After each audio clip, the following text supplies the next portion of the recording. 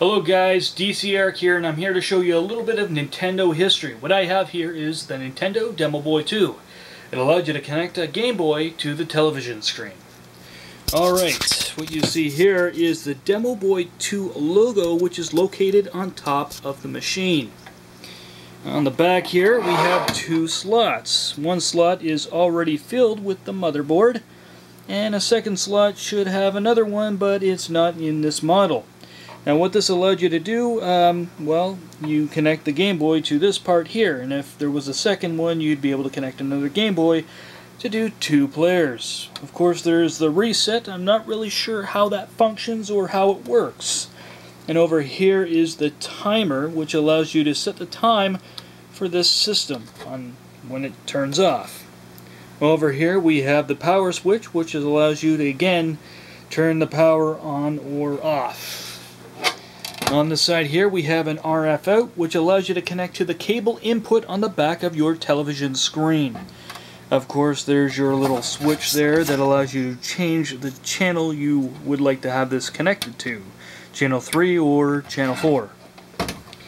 And there's the preferred connection, which is the audio-video, red, white, and yellow. Unfortunately, the white is not on here, so you will have to use the mono connection with the red. Alright, well, there's not much more information I can give on this machine. Well, actually, there is one more thing. On the side here is the fuse. Now, this fuse, if it ever burns out, you will not be able to use the machine.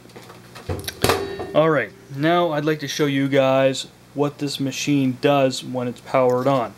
Unfortunately, I do not have a Game Boy or the modified Game Boy to connect to this machine to see exactly how it works, but you'll get the hint when I turn it on. Okay guys, here's what the Demoboy II looks like turned on. So you see the familiar Game Boy frame layout, and in the center a garbled snowy green square. Well, that is where the game is usually displayed. As said earlier, you need a modified Game Boy to connect to this machine to display any game. If you do have a modified Game Boy and have it connected to the Demoboy II, it would look like this. So without the modified Game Boy, this is pretty much a display model. What is the reason for keeping this? Well, because it's a part of Nintendo's history and it's a rare system. Now this, of course, is what the modified Game Boy looks like, so if anybody knows where I can get one or directions on how to manually modify a Game Boy, let me know. Alright, so there is one more thing I'd like to show you before I go. It's the motherboard. There isn't much information I can give you on this. I did hear it was a modified Nintendo Entertainment System motherboard. However, it looks nothing like it, so I am not sure how much truth is into that. If you'd like to get your hands on the Demoboy II, keep your eyes open on eBay. I hope you enjoyed this episode of the DCeric Show and come back to see another amazing episode.